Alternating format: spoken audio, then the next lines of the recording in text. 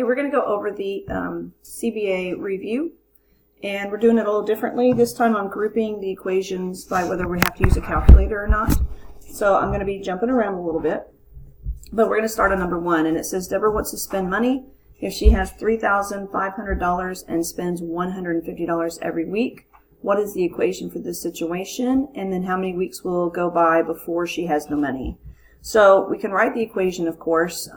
If we have, we're starting with the amount of money that she has, which is $3,500, and she's spending $150 a week. That means that's going to be a subtraction, $150 for each week, and then how much money we shall have left. So I'm going to put T for total.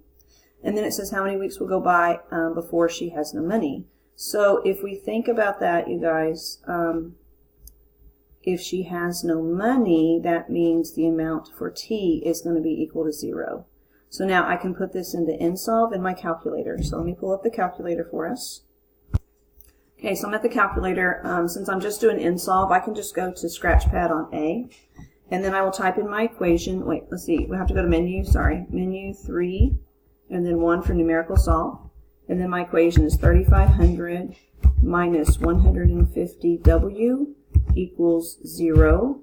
And don't forget your comma W. So it comes out to be 23.33 weeks. So let's go back to our paper.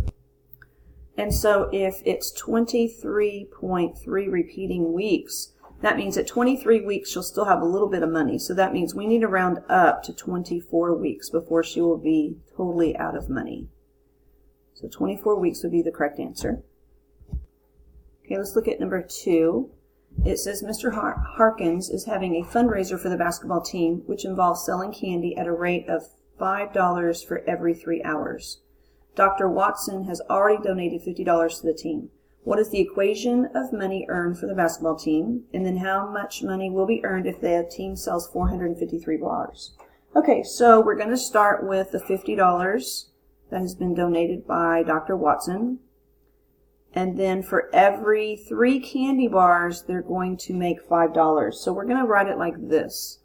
The number of bars divided by 3, then that's going to be multiplied times 5. And that's going to give us our grand total. So the second part is asking how much will they earn if they sell 453 bars. So I'm going to take the $50 plus 5 times, B is going to be 453 bars divided by 3, and then times 5, and that will give me the total. So again, I can go to my calculator. I don't need to do InSolve necessarily though, because all of this is on one side. I don't have a variable stuck in the middle of all this.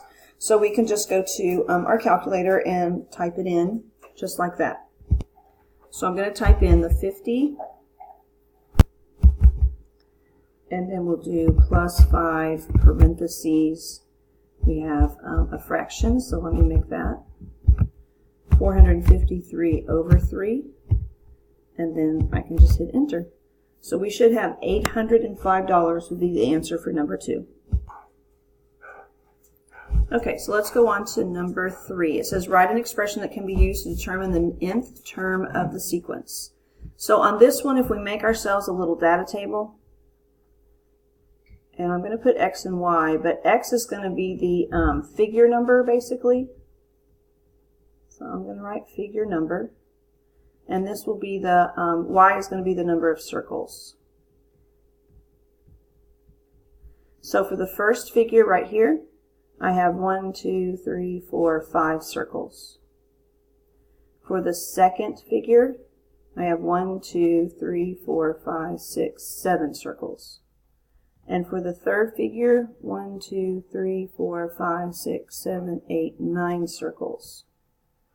And so we're having to write the expression to represent this. First of all, I need to know whether it's linear or not. So do you guys remember if we find the first difference, if it's the same, it's linear. So if I go from 5 to 7, I'm increasing by 2. And 7 to 9, I'm increasing by 2. So this is going to be linear. So when we put this data table into our calculator, we know we're going to find a linear equation, okay? So let's go to the calculator. Okay, so at the calculator, I need to go to a new document. and then I'm going to add a list or spreadsheet, so it's number 4. In A, we're going to type in X, and in B, we'll type in Y. The X column, I'll fill in my, remember it was the figure number, so it was 1, 2, and 3. And in the Y column, it's the number of circles, so it was 5, 7, and 9. Make sure your cursor is right here, underneath your last input of the Y value. And then we're going to go to Menu, and then 4, and Stat Calculations, so number 1. And then it's linear, so we need linear regression, which is going to be number 3 with the MX plus B. So number 3, X list is X, Y list is Y, and then we hit enter. And then we can see that this is my slope and this is my y-intercept. So my equation is going to be 2x and then plus 3. So this would be my answer for number 3. Okay, number 4, basically they're asking us to do the same thing. So again, I will have my x and my y. Again, the x is going to be the figure number,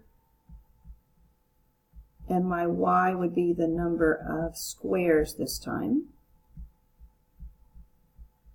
Okay, so for my first figure, we have 1, 2, 3, 4, 5, 6, 7 squares. For my second figure, 1, 2, 3, 4, 5, 6, 7, 8, 9, 10. And my third figure, 1, 2, 3, 4, 5, 6, 7, 8, 9, 10, 11, 12, 13. Again, let's make sure that it's linear. The difference from 7 to 10 was 3, and from 10 to 13 is 3, so it definitely is going to be a linear equation.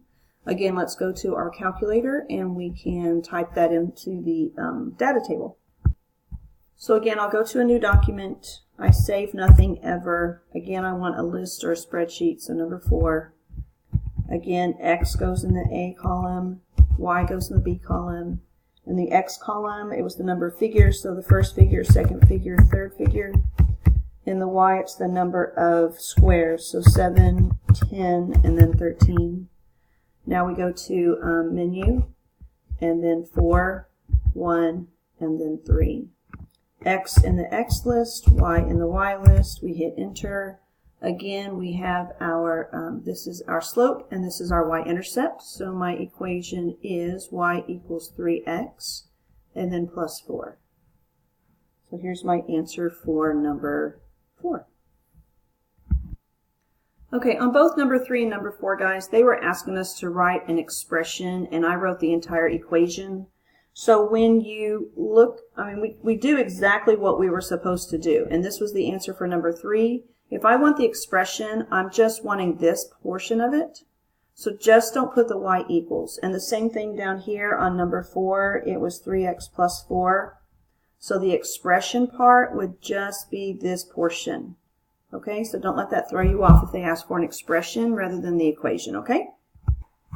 Okay, I jumped up to number 11, and in 11 and 12 both, they're asking us to write the equation in slope-intercept form. So slope-intercept form is this, the y equals mx plus b. And look what we have. We have a data table, right? So it's going to be the very same thing we were just doing, but this time we are including the y equals. So let's jump over to the calculator and take care of this. Okay, again, a new document. We save nothing. Again, number 4 for add a list and spreadsheet. Again, A is the X, B is the Y. So we have for number 11, it is 0, 1, 2, 3, and 4 for our X values. And our Y values would be 5, 8, 11, 14, and 17. And again, we go to menu, number 4, number 1, and again, linear regression, the mx plus b, so number 3, x in the x list, y in the y list, and hit enter. And so my equation for number 11 would be y equals 3x plus 5. This is for number 11. Okay? Now, number 12, I'm going to flip back over for just a quick second. If you look at number 12, guys, number 12, it's not an entire table like this, but basically it's 2 coordinates, right? So we could write this in a table. We would have 2 and 8, and then we would have 5 and -3. And then could we not just put that in our table? So let's flip back over to the calculator and take care of that. So I'm just going to start a new page because we have like 5 terms here and we only have 2, and it gets complicated if I don't just start a fresh page. So I'm going to do Control Doc to add a new page. I want to add the number 4 again. Of course, X in the A and Y in the B. Okay, hang on just a second. Okay, so I just started all over again to clear all that other out. All right, so in my X column, I have 2 and then 5. In my Y column, I have an 8 and a -3. So now we can do the menu 413, X in the X column, Y in the Y list rather, and then enter. And so for number 12, our equation is this. It is Y equals a -3.6 repeating and then plus 15.3 repeating. Now, guys, we never, ever, ever have a repeating decimal in our answer. So we need to change it to fractions. So I'm going to tell you what it is, and then I'm going to show you how to find it if you don't know. Okay, so I know that 0.6 repeating is 2/3, and I know that 0.3 repeating is 1/3. But this will be how you figure it out. Let me get this off. Okay, so I'm going to go to, now I'll go to a new document. I just want to add a calculator, so number 1. So I have 0.6 that repeats. If I put that at least halfway across my screen, then if I go to menu, I'll go to number 2 for number. And then you see number 2, it says approximate to fraction. So I'll hit number 2 again, and then I'll hit enter. And that gives me the 2/3. Same thing for my 0.3 repeating. If I'm not sure what that is, go at least halfway across your screen. Go to menu, 2 for number, 2 for approximate to fraction, and then enter again. So we have the 2/3 and the 1/3. So please do not put your answers with a repeating decimal.